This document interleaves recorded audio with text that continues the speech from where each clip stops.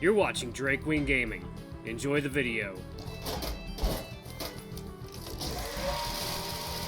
Hey guys and gals, Nary here from Drake Wing Gaming, and City on Twitter, the Gaming Drag. Today I'm coming back at you with another Let's Play episode of Far Beyond the World. Anyway, y'all, let's go ahead and jump right back in, shall we? Alarm chain, you are up, and let's go meet the dame.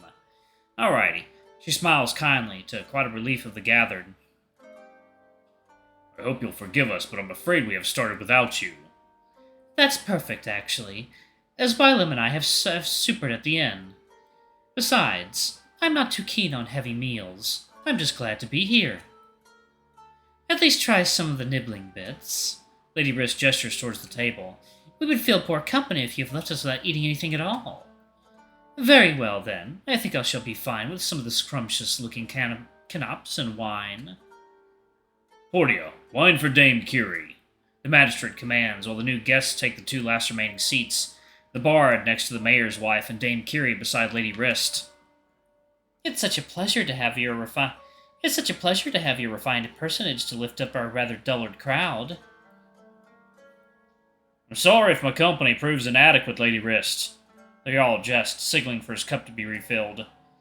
Oh, not at all, darling. But you are no artist. None of us are. Unless you'd insist count blood spilling, money grabbing, and being born right in art.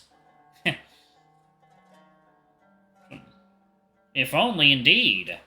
Lord Gracky murmurs, taking a begrudging sip at yet another veiled jab. Did you travel far? Dagelin seizes the opportunity to focus the conversation back on the dame. Not at all. It was a short hop from a coaching station between here and Tigeron.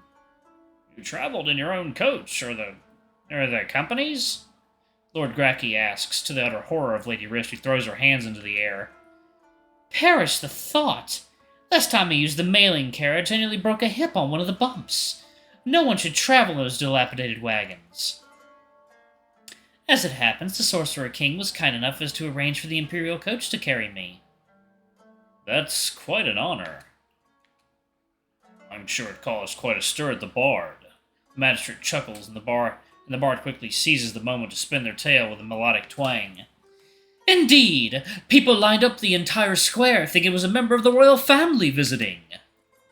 It must have proven such a disappointment, the leopardess says with genuine embarrassment.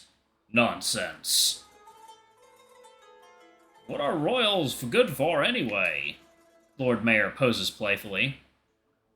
One table less at an already overcrowded inn, while with you two they had a true celebrity on stage. Indeed. How gracious of His Majesty to ease your journey. There's a sign of a true royal. You were given an audience, I take it. Not on this occasion, no. Dame Curie shakes her head, causing her elaborate earrings to chime.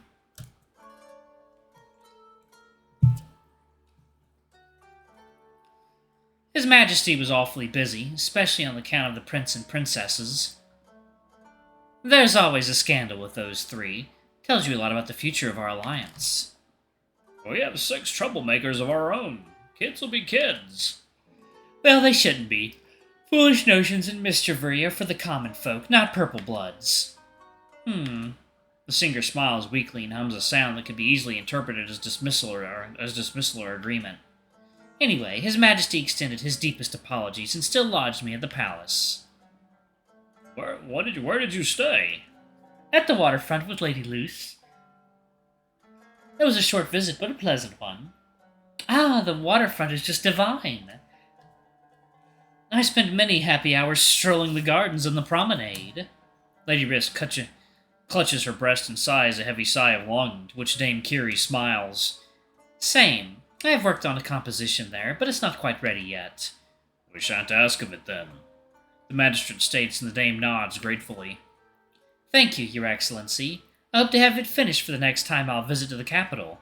Perhaps we can have a private hearing of it then. I shall hold you to it. With the official business concluded and the new guests settled, the conversation devolves into a more casual affair. Jarl Yorick spins tales of his exploits, which reach as far back as his affirmative years. He's been gallivanting across the Broken Isles and the Shattered Coast as long as he can remember, always part of a mercenary band or squiring to some far-off lord. Lady Rias, not willing to be outdone and dismissed as a well-mannered, well-behaved lady, revels that gathered in the story from her rebellious teen years when she ran off with her mother's jewels. She traveled to a place called Fair Castle and snuck away onto a merchant ship headed for Lion's Reach, which apparently is across the sea in Euron. She managed to remain a stowaway for 2 days before hunger forced her to reveal herself.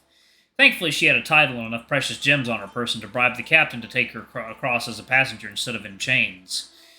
In the Goldmane lands, she has struck an acquaintance with the Whitemanes, a prominent Leonine family, and apparently committed some unspeakable mischief with their youngest boy and heir.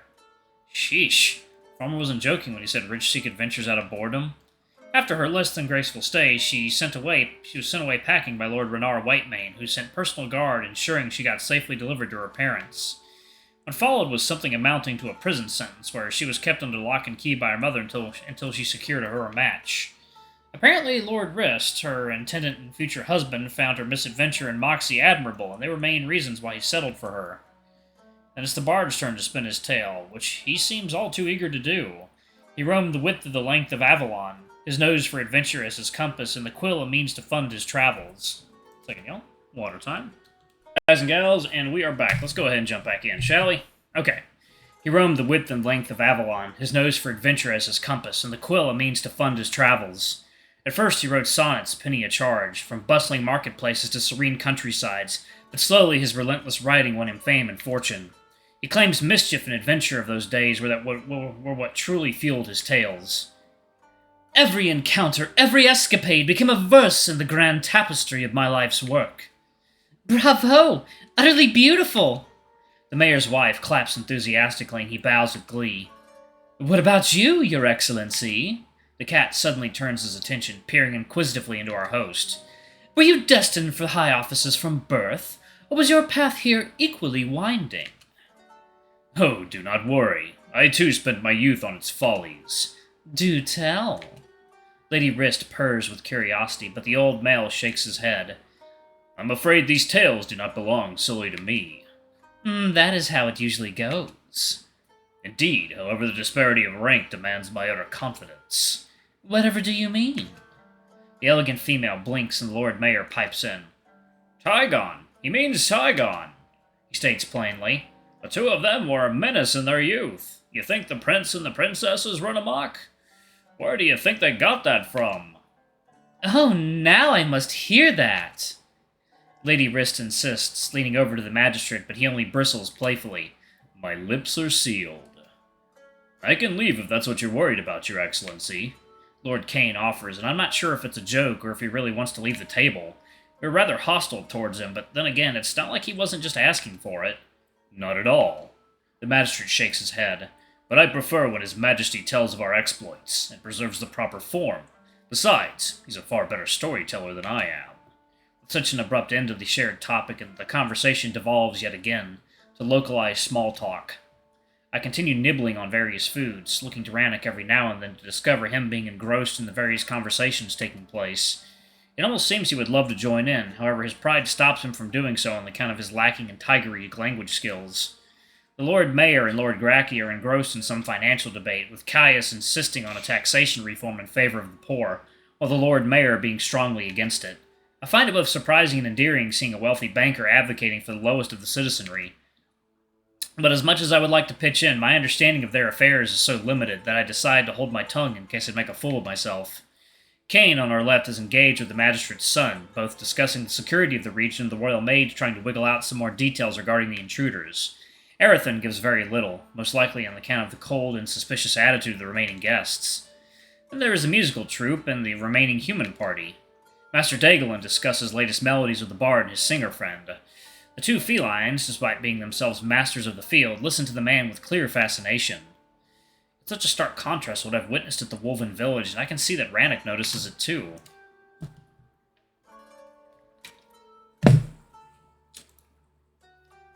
People of different races and different social standing are seated at one table and treat each other maybe not like literal equals, but as fellow kin deserving a modicum of respect.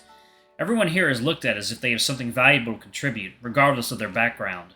What about you? In that tone, Master Dagelin shoots in our direction. What sort of music is enjoyed in Tiernan nowadays? I look to Ranok with confusion, as I don't feel equipped to answer that question. Music is music. I'm sure there are technical terms to differentiate between styles, but I'm no musician. Upbeat, happy, and ours. We don't listen foreign. Ah, so tribal then, the man concludes, facing the bard as if to gauge his opinion. I've encountered a Tiernan wolf once during my tour of the Mur Amaron. Oh? Was it the white female with the most exquisite of voices? Dame Kiri pitches in as she puts down her chalice. I remember she had this otherworldly ability to incorporate her actual howl into the lyrics.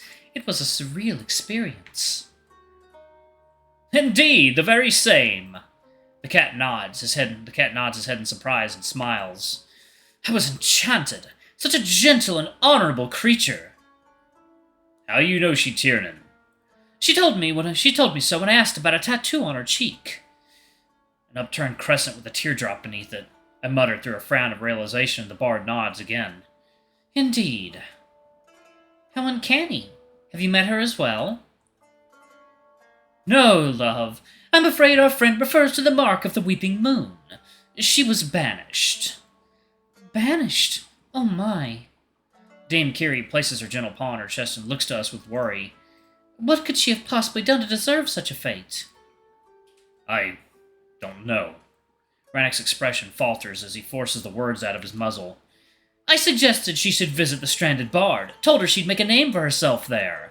But she refused, stating that even in death she would not be found anywhere close to that accursed forest. Can you blame her when her own kin cast her out? The female mutters in a mix of sadness and contempt. At least she's happy in Amaron. There she's celebrated like one of their own. What her name be? Ranok demands, making me think he intends to ask about who the she-wolf might be once we're back. I know he said before that most weeping moons are murderers and thieves, but how many of such lowlifes end up being gentle and inspirational singers? Enid. The bard responds, and it's clear the name tells Ranok nothing. Well, enough of that. Has everyone had their fill?